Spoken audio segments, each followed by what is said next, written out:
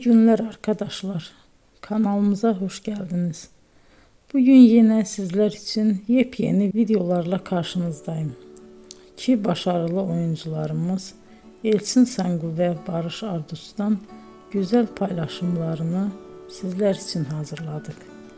Elçin Sangu, Sevdim Alabora, Yalancı ve Mumları, Kiralık Aşk, İyi Günde Kötü Günde bu dizilerde rol almış ve herkes tarafından çok beğenilmiştir. Biz de Elçin Sangu ve Barış Ardus'tan en güzel sempatik fotolarını sizler için hazırladık. Bu karelerin devamını istiyorsanızsa emeğe saygı olarak kanalımıza abone olup yorum yazmayı unutmayın arkadaşlar. Teşekkür ederim.